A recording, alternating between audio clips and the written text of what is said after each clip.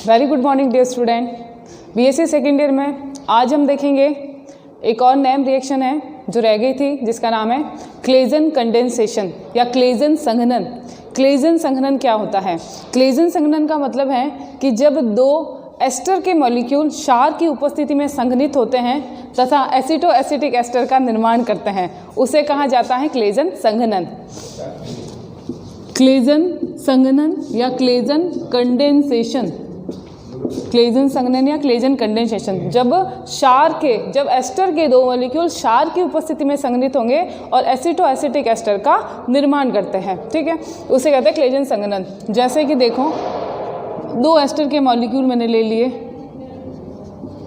ये दो मॉलिक्यूल, ये क्या करेंगे, क्षार की उपस्थिति में in the presence of basic medium condense होंगे, रिएक्शन करेंगे और क्या बनाते हैं, एसिटो एसिटिक एस्टर बनाते हैं, एसिटो एसिटिक एस्टर का निर्माण करते हैं।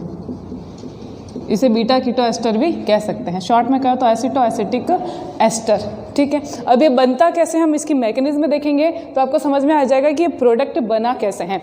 तो इसमें देखते हैं इसकी मैकेनिज्म के अंदर देखो, दो मॉलिक्यूल है, जैसे आपने एल्डोल संघनन पढ़ा है, as it is Claisen condensation आपको पढ़ना है। उसके अंदर पहला जो क्या होगा, पहला एस्टर का मॉलिक्यूल क्षार की उपस्थिति में क्या करेगा, रिएक्शन करेगा, इनोलेट बनाएगा और वह इनोलेट जो है वो सेकेंड मॉलिक्यूल जो है एस्टर का उसके ऊपर अटैक करेगा। तो सबसे पहले क्या बनेगा, इनोलेट बनेगा।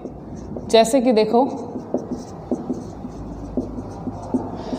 बेसिक मीडियम के अंदर सबसे पहले क्या होगा, इनोलेट बनेगा। और आपको पता है कि ये मेथिलीन ग्रुप कैसा है, एक्टिव मेथिलीन ग्रुप होता है, सक्रिय मेथिलीन ग्रुप होता है, क्योंकि ये किससे जुड़ा हुआ है, ये इलेक्ट्रॉन विड्रॉइंग ग्रुप से जुड़ा हुआ रहता है। और इसका हाइड्रोजन भी कैसा रहता है, अम्लीय प्रवृत्ति का, एसिडिक नेचर का रहता है। ये क्या करता है, ये अपने बॉन्ड के इलेक्ट्रॉन क्या करेगा, इसको देगा और खुद H+ के रूप में बाहर निकल जाएगा। तो खुद H+ के रूप में बाहर निकल जाएगा और बनेगा क्या, एक इनोलेट का निर्माण होगा। ये आपका बन गया एक इनोलेट, क्लियर। अब इनोलेट क्या करेगा, सेकेंड मॉलिक्यूल जो है एस्टर का उसके ऊपर अटैक करेगा।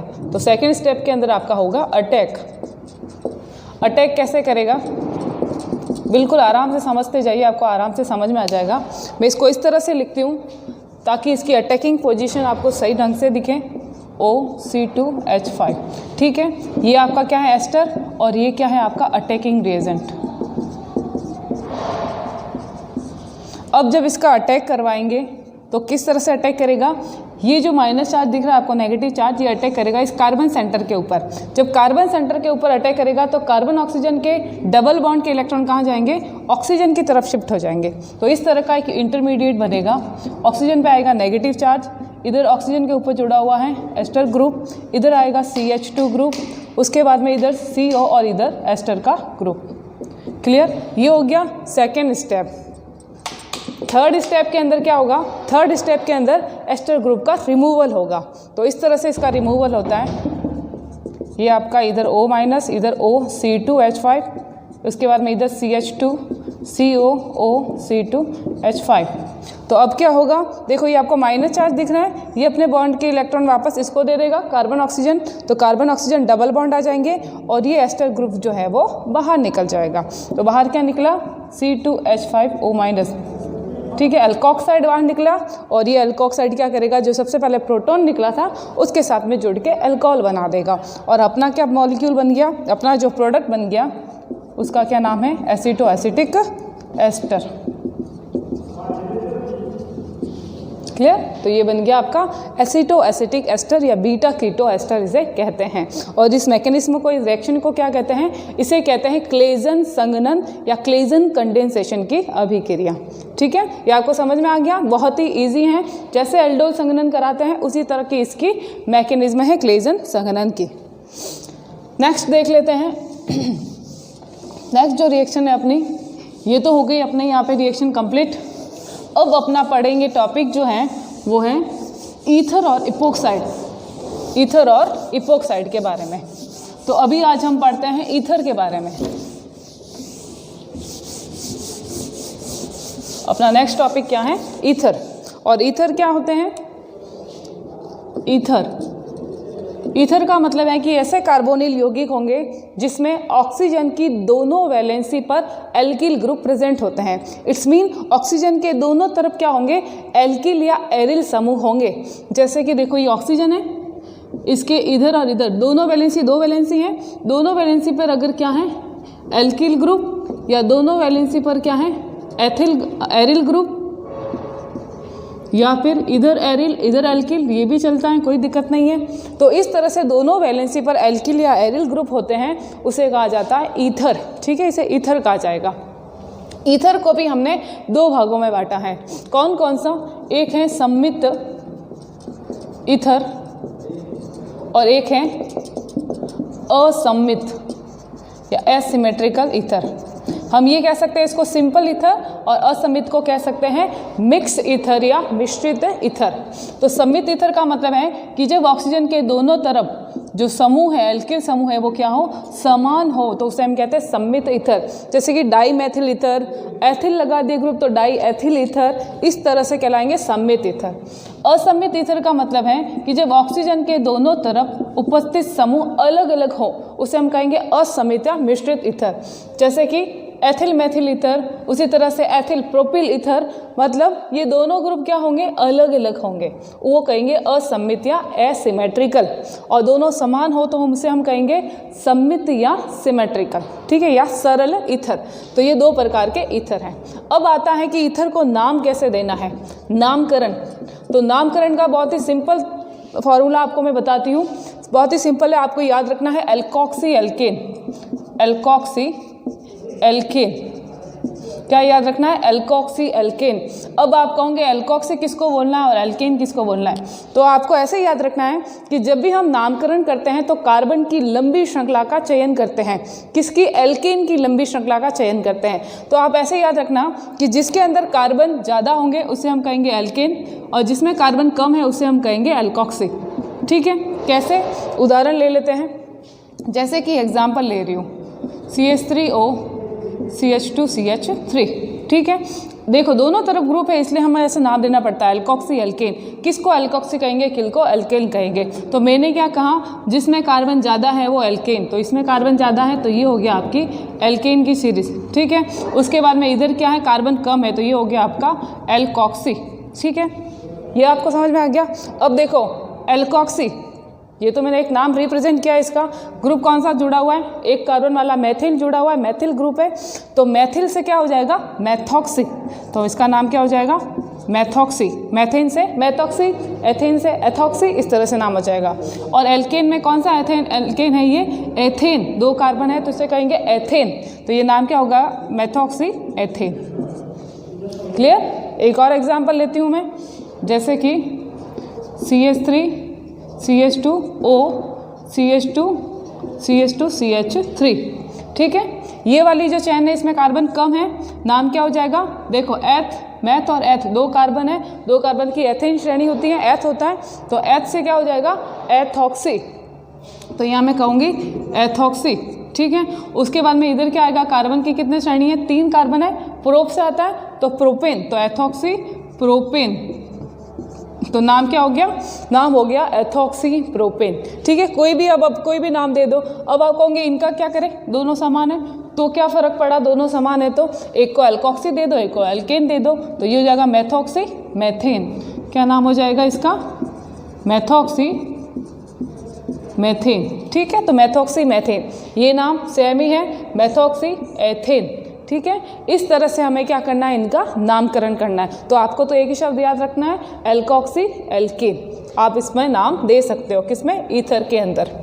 क्लियर, इतना समझ में आ गया। अब देखते हैं ईथर के बनाने की विधियाँ, method of preparation of ether. तो ईथर के बनाने की क्या क्या विधियाँ हैं, method of preparation of ether.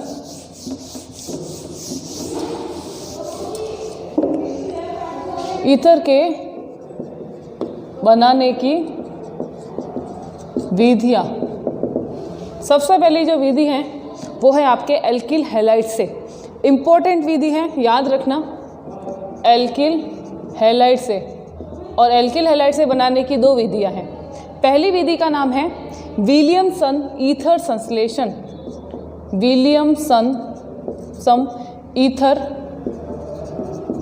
संश्लेषण की विधि इंपॉर्टेंट है, देखो नाम से भी आता है ये अभिक्रिया विलियमसन ईथर संश्लेषण क्या होता है।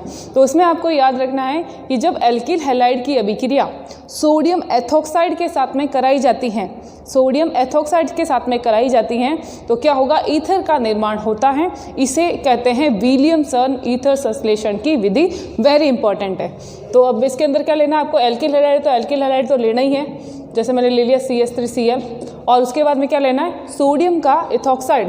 तो ये सोडियम का एथोक्साइड जैसे मैं ले रही हूँ C2H5ONa, सोडियम एथोक्साइड, ठीक है। अब क्या होगा यहाँ पे, क्लियर आपको दिख रहा है, NaCl बाहर निकल जाएगा। क्या निकला, NaCl बाहर निकल गया, बचा क्या, बचा आपके CH3O C2H5, क्या बन गया, ईथर बन गया। क्या नाम होगा, मेथॉक्सी एथेन इसका नाम होगा, ठीक है। इस तरह से ईथर बन गया। आप बहुत सारे एग्जाम्पल लेते हो, अपन को एक एग्जाम में ही समझ में आ गया है कि ईथर किस तरह से बनता है, सोडियम इथॉक्साइड, और इसकी जगह क्या लेना है, एल्किल हैलाइड, चाहे मेथिल हैलाइड लो, एथिल हैलाइड लो, प्रोपिल हैलाइड लो, कुछ भी ले सकते हो। इसे हम कहते हैं ईथर विलियमसन ईथर संश्लेषण की विधि, ठीक है। दूसरा जो है किसके अंदर, एल्किल हैलाइड के अंदर दूसरी विधि के अंदर क्या करना है, एल्किल हैलाइड की रिएक्शन करानी है सिल्वर ऑक्साइड के साथ में। किसके साथ में, सिल्वर ऑक्साइड Ag2O, उसके साथ में रिएक्शन करनी है, और क्या बनाना है, ईथर बनाना है। तो देखो इस तरह से रिएक्शन होगी। इसके लेने हैं हमको 2 मोल, ये मैंने 2 मोल ले लिए। रिएक्शन किसके साथ में करानी है, सिल्वर ऑक्साइड के साथ में। तो देखो ये मैंने लिख लिया Ag2O, और इधर दोनों तरफ मैंने क्या लिखा, दोनों तरफ मैंने लिखा है मेथिल हैलाइड। तो क्या क्या बनेगा, ये AgCl बाहर निकलेगा, इधर से Ag और Cl बाहर निकलेगा, तो आपके कितने मोल, 2 मोल AgCl बाहर निकल गए। क्या बचा, बचा इधर CH3OCH3, क्या बना, ईथर बन गया। क्लियर। तो इस तरह से ईथर अपन बना सकते हैं। तो एल्किल हैलाइड से 2 विधि हैं, विलियमसन ईथर संश्लेषण सोडियम इथॉक्साइड के साथ, और सिल्वर ऑक्साइड के साथ में अभिक्रिया। तो हमने क्या बना लिया, ईथर बना लिया, ठीक है। ये थी पहली विधि। दूसरी विधि जो है वो है अल्कोहल से, ROH अल्कोहल से बनाने की 2 विधि है।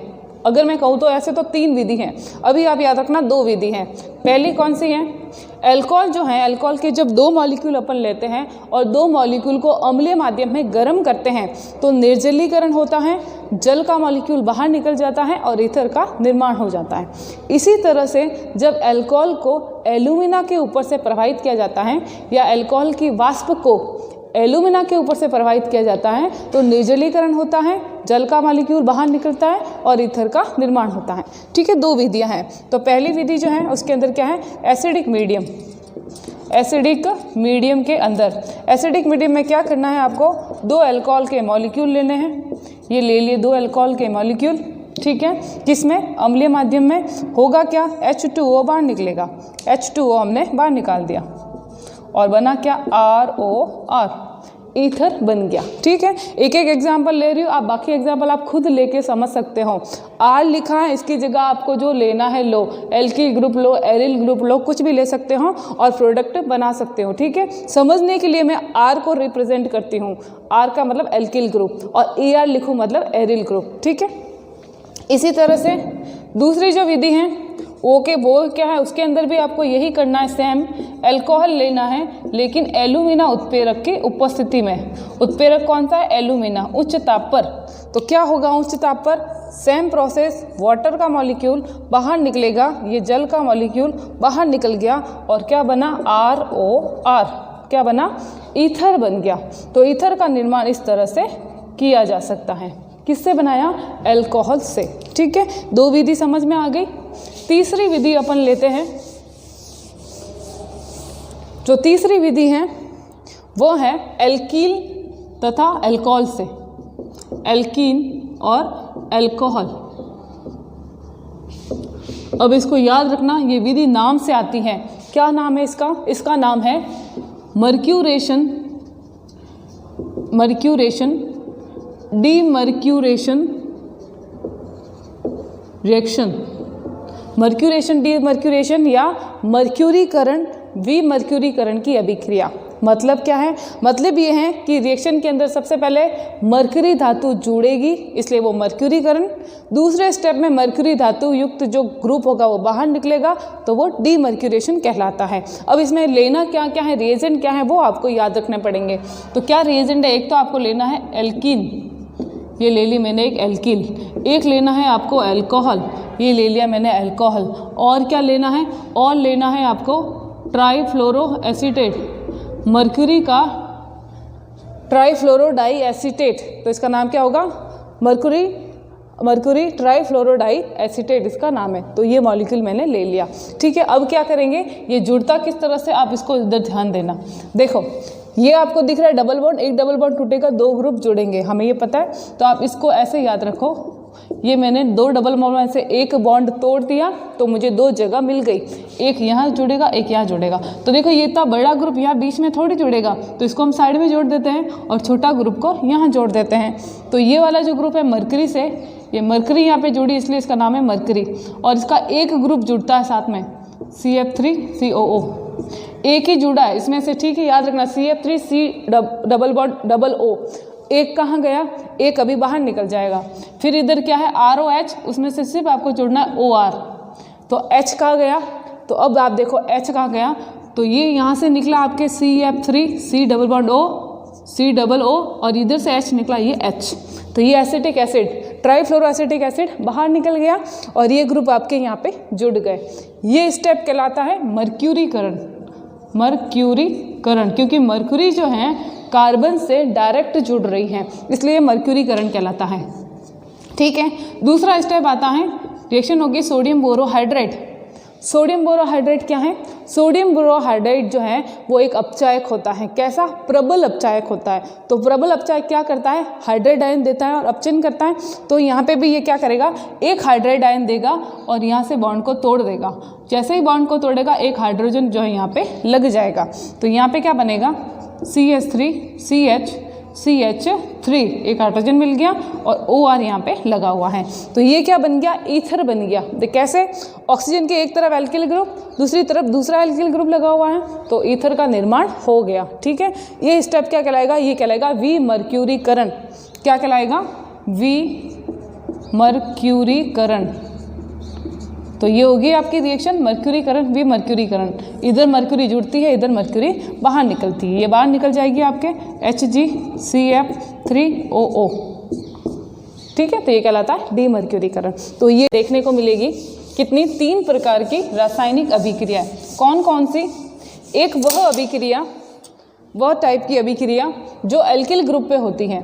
तो देखो रासायनिक अभिक्रिया जो है, इसकी रासायनिक अभिक्रियाएं 3 टाइप की हैं। पहली जो इसके एल्किल ग्रुप पे होती है, एल्किल समूह पे। देखो इसका फॉर्मेट क्या होता है, CH3OCH3। ठीक है, तो इसका एल्किल जो ग्रुप है उस पर होने वाली अभिक्रिया है। दूसरी टाइप की अभिक्रिया, वे अभिक्रिया जो इसके ऑक्सीजन पर होती हैं। तो इसके ऑक्सीजन पर होने वाली अभिक्रिया है। ऑक्सीजन पर क्यों होती है? क्योंकि उसके ऊपर लॉन पेयर ऑफ इलेक्ट्रॉन होता है, और लॉन पेयर ऑफ इलेक्ट्रॉन होता है तो ईथर कैसा व्यवहार करता है, अम्ल या क्षार। क्योंकि ईथर के पास लॉन पेयर ऑफ इलेक्ट्रॉन है, ether lone pair of electron donate करता है, इसलिए उसका नेचर कैसा हो गया, क्षारीय व्यवहार हो जाता है, इसलिए वो अम्लों के साथ भी अभिक्रिया करता है। तो दूसरे टाइप की रिएक्शन होगी जो ऑक्सीजन के ऊपर होती है, और तीसरे टाइप की वो रिएक्शन होगी जिसके अंदर कार्बन ऑक्सीजन कार्बन का बंध विघटन होता है या बंध का विदलन बॉन्ड क्लीवेज होता है। ठीक है, तो 3 टाइप की रिएक्शन, एल्किल ग्रुप पर होने वाली, ऑक्सीजन पर होने वाली अभिक्रिया, और तीसरी जो है वो COC बंध का विदलन या बॉन्ड क्लीवेज वाली अभिक्रिया। तो पहली देखो, सबसे पहले एल्किल ग्रुप पर होने वाली अभिक्रिया कहाँ पे होगी, एल्किल ग्रुप पर होने वाली अभिक्रिया। इसके अंदर हम पढ़ेंगे लाइट की उपस्थिति में हैलोजन के साथ में होने वाली अभिक्रिया। किसकी उपस्थिति में? In the presence of light it will react with the halogen and form hello ether. किस प्रकार से? तो लाइट की प्रेजेंस में होने वाली अभिक्रिया हैलोजन के साथ में। तो देखो जैसे कि ये ईथर है, ठीक है, रिएक्शन कराई लाइट की उपस्थिति में क्लोरीन के साथ। इसके अंदर 2 कंडीशन याद रखो। सबसे पहले कि लाइट नहीं ली मैंने, in the presence of in the absence of light या अंधेरे में होने वाली अभिक्रिया। अगर लाइट की उपस्थिति में नहीं है अभिक्रिया, अंधेरे में हो रही है, in the absent of light हो रही है, तब क्या बनेगा? तब देखो एक हाइड्रोजन निकलेगा, एक हेलोजन आएगा, फिर दूसरे में इधर से एक हाइड्रोजन निकलेगा, एक हेलोजन आएगा। तो इस तरह से यहाँ पे बनेगा CH2। देखो एक हाइड्रोजन गया, एक Cl आ गया और बाहर क्या निकला? HCl। इसे हम कहते हैं इसका अल्फा क्लोरो ईथर। ठीक है, इसी तरह से जब वापस क्लोरीन के साथ में अभिक्रिया कराएंगे अंधेरे में, डार्कनेस के अंदर, अंधेरे के अंदर, तो इस तरह का इधर का हाइड्रोजन बाहर निकलेगा एक और ये बनेगा आपका alpha alpha die chloro ether. ठीक है, यहाँ तक समझ में आ गया। ये कब हो रही है रिएक्शन? ये अंधेरे में हो रही है। अब रिएक्शन कराओ लाइट की उपस्थिति में। अब ईथर की जो रिएक्शन है लाइट की उपस्थिति में कराते हैं, तो आपको पता है कि लाइट की उपस्थिति में क्लोरीन क्या करता है? लाइट की उपस्थिति में क्लोरीन जो है वो उसका होमोलाइटिक क्लीवेज होता है, समान विदलन होता है, वो मुक्त मूलक बनाता है और मुक्त मूलक बहुत ही ज़्यादा एक्टिव होते हैं। हाइड्रोजन को तब तक रिप्लेस करते रहेंगे जब तक सारे हाइड्रोजन समाप्त नहीं हो जाते हैं। तो ईथर में आपको इधर कितने हाइड्रोजन दिख रहे हैं? इधर 3 और इधर 3, 6 हाइड्रोजन है। तो जब तक 6 हाइड्रोजन समाप्त नहीं हो जाएंगे तब तक वो हाइड्रोजन वहाँ पे मुक्त मूलक आते जाएंगे। ठीक है, तो क्या बनेगा? सारे के सारे हाइड्रोजन को ये रिप्लेस कर देगा। तो इधर 3 हाइड्रोजन है तो CCl3 हो गए, इधर 3 हाइड्रोजन है तो CCl3, 3 हाइड्रोजन इधर, 3 इधर, हटा दिए, 6 हाइड्रोजन हटा दिए और खुद क्या हो गई? 6 क्लोरीन यहाँ पे आ गई। ये जो बना है इसे हम कहते हैं पर क्लोरो ईथर। पर क्लोरो ईथर इसको कहा जाता है। ये उपस्थिति किसकी है? लाइट की प्रेजेंस में होने वाली अभिक्रिया। तो आपको देखो याद रखना है 2 प्रकार के प्रोडक्ट हैं। अंधेरे में होगी रिएक्शन तो अल्फा या अल्फा अल्फा डाइक्लोरो ईथर बनेगा और लाइट की उपस्थिति में रिएक्शन होगी तो पर क्लोरो ईथर का निर्माण होता है। क्लियर, समझ में आ गया? ये कौन सी रिएक्शन है? जो ईथर के अंदर उसके एल्किल ग्रुप पर होगी। क्लियर। अब दूसरी टाइप की रिएक्शन देखते हैं। दूसरी टाइप की रिएक्शन कौन सी होगी? दूसरी टाइप की वह रिएक्शन होगी जो उसके ऑक्सीजन पर होती है, मतलब उसके ऑक्सीजन समूह पर होने वाली अभिक्रिया। तो सेकेंड टाइप जो है वो ऑक्सीजन पर होगी। क्यों? क्योंकि जो उसका ऑक्सीजन है उसके ऊपर क्या है? लॉन पेयर ऑफ इलेक्ट्रॉन है, उसका बेसिक नेचर है, अम्लों के साथ में अभिक्रिया करेगा और जब एसिड के साथ में रिएक्ट करेगा तो सॉल्ट या लवणों का निर्माण करता है।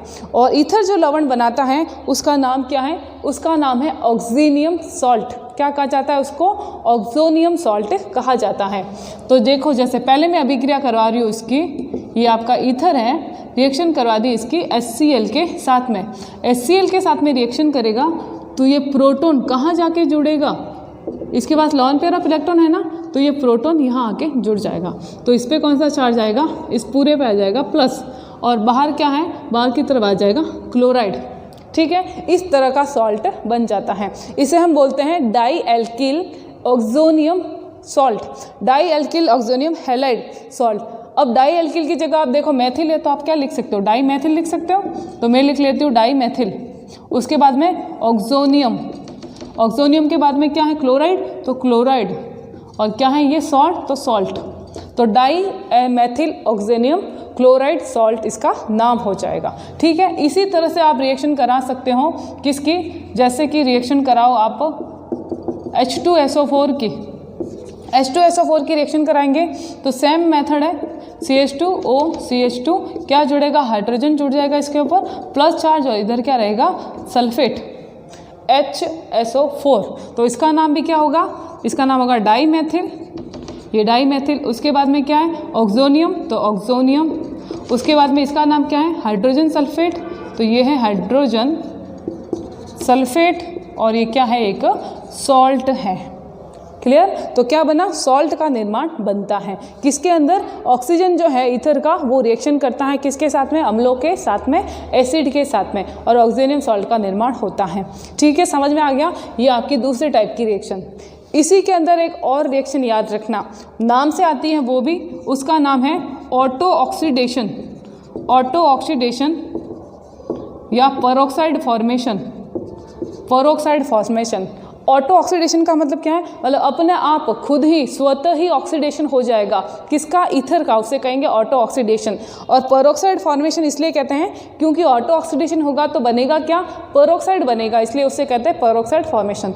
अब ये रिएक्शन क्या है, आप इसको ऐसे याद रखना कि कभी भी जो ईथर है उसको लाइट में नहीं रखा जाता, या ईथर को जो है वो ट्रांसपेरेंट बोतल में नहीं रखा जाता, हमेशा उसको अंधेरे में रखा जाता है और डार्क कलर की बोतल के अंदर रखा जाता है। कारण क्या है, कारण इसके पीछे ये है कि जो उसका ऑक्सीजन है, उसके पास लॉन पेयर ऑफ इलेक्ट्रॉन है, उसका ऑक्सीजन बहुत ही ज़्यादा एक्टिव होता है। एक्टिव होने की वजह से क्या करता है, लाइट जो आती है, रेडिएशन जो आएगी, सूर्य का प्रकाश जो आएगा, उसके साथ में ये रिएक्ट कर लेता है और रिएक्ट करके क्या बनेगा, पर ऑक्साइड का निर्माण कर लेता है। तो उसका ऑक्सीडेशन हो गया, खुद ही स्वतः हो गया, इसलिए उसको ऑटो ऑक्सीडेशन कहते हैं। और बनाता क्या है, पर ऑक्साइड बनाएगा। अब ये जो पर ऑक्साइड बनाता है, ये पर ऑक्साइड एक्सप्लोजिव नेचर का होता है। क्या होता है, विस्फोटक प्रकृति का होता है। जैसे ही बनेगा विस्फोट हो जाएगा। तो अगर आपने ईथर की बोतल बाहर धूप में रख दी तो कुछ देर में विस्फोट हो जाएगा। क्यों हो जाएगा, क्योंकि ऑटो ऑक्सीडेशन होगा, पर ऑक्साइड बनेगा और पर ऑक्साइड जो है वो एक्सप्लोजिव बनेगा। तो ये इसका कारण है। तो देखो, जैसे कि ये मैंने ईथर लिया, जैसे ही मैंने इसको लाइट के अंदर रखा, क्या हुआ, इसके अंदर बन गया इसका पेरोक्साइड, ROOR। तो ये जो पेरोक्साइड है किस नेचर का होगा, ये पेरोक्साइड होगा एक्सप्लोजिव नेचर का। इसे हम कहते हैं ऑटो ऑक्सीडेशन या स्वतः ऑक्सीडेशन की अभिक्रिया। क्लियर, इतना समझ में आ गया। ये है आपके ऑटो ऑक्सीडेशन। तो ये होगी आपकी तीसरी अभिक्रिया। चौथे टाइप की अभिक्रिया, फोर्थ टाइप, देखो कुछ रिएक्शन नाम से है इसलिए मैं आपको नेम रिएक्शन भी बता रही हूँ, बाकी तो ये 3 टाइप तो है ही है। एक और इम्पॉर्टेंट रिएक्शन है जो नाम से आएगी आपके, और ईथर के अंदर ये रिएक्शन ही सबसे ज़्यादा इम्पॉर्टेंट है। कौन सी, ये है आपकी जिसेल विधि। इसे बोलते हैं जिसेल मेथड या जिसेल विधि।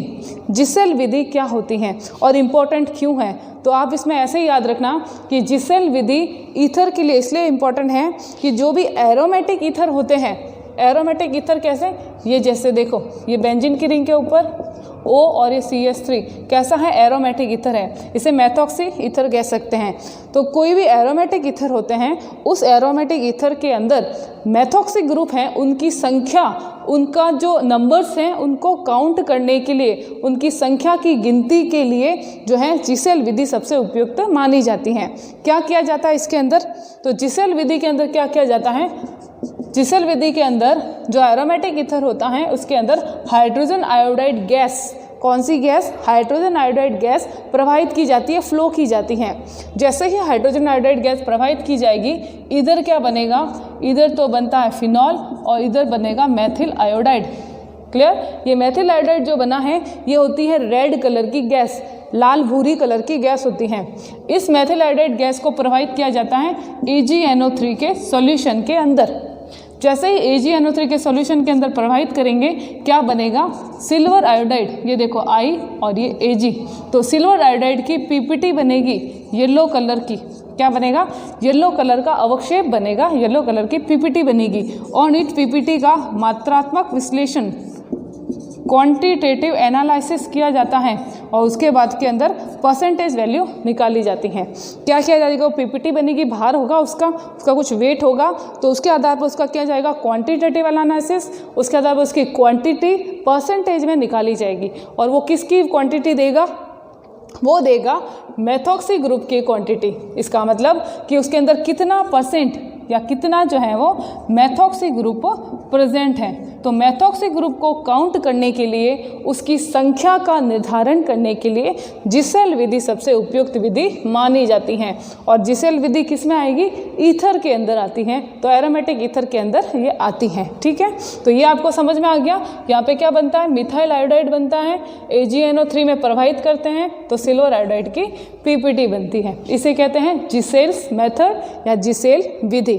ठीक है, अब आपका लास्ट जो रासायनिक अभिक्रिया है वो है कार्बन ऑक्सीजन कार्बन बॉन्ड का क्लीवेज, जो बंध टूटता है वो। तो इसके अंदर 3rd नंबर की अभिक्रिया देखो, इसको मैं हटा रही हूँ, जिसेल विधि।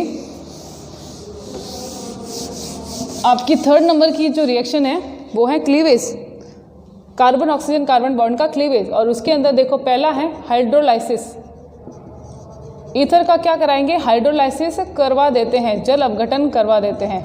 जल अपघटन कराएंगे मतलब वाटर, तो आप इस तरह से इसको तोड़ सकते हैं HOH, कैसे टूटा, CH3OH, ये एक अल्कोहल बन गया और CH3OH दूसरा अल्कोहल बन गया, क्योंकि हमने बनाया भी किससे था, इसको अल्कोहल से ही तो बनाया था। तो 2 मॉलिक्यूल किसके बन गए, अल्कोहल से। क्या कराया, हाइड्रोलाइसिस कराया। तो देखो एक H इधर आ गया, OH इधर आ गया, क्लियर। दूसरी जो रिएक्शन है वो कराते हैं PCl5 के साथ में। PCl5 के साथ में इस तरह से टूटेगा, देखो PCl3 Cl और Cl हो गया PCl5, एक बनेगा ये CH3Cl, एक बनेगा ये CH3Cl और दूसरा बनेगा POCl3। तो क्या क्या बना, 2 मॉलिक्यूल बने आपके मेथिल आयोडाइड के और एक बना POCl3 फॉस्फोरस ऑक्सी ट्राइक्लोराइड के। तो ये बन गया आपका मेथिल आयोडाइड, ठीक है। ये हो गया इसका, देखो carbon carbon oxygen bond cleavage हो गया। तीसरा जो है वो कराई जाती है एसिल हैलाइड के साथ में। किसके साथ में, एसिल हैलाइड, इसकी रिएक्शन करानी है एसिल हैलाइड। एसिल हैलाइड क्या होता है, CH3COCl, इसे हम कहते हैं एसिल हैलाइड। तो देखो एक तो बनेगा CH3Cl और दूसरा क्या बनेगा, CH3COOCH3 मतलब एस्टर। तो एक आपका बना मेथिल आयोडाइड और दूसरा बना एस्टर CH3OCOCH3। तो ये क्या बना, एस्टर बना, क्लियर। और ये बना मिथाइल आयोडाइड। तो इस तरह से क्या होता है, इसका हाइड्रोलाइसिस होगा, अपघटन होगा।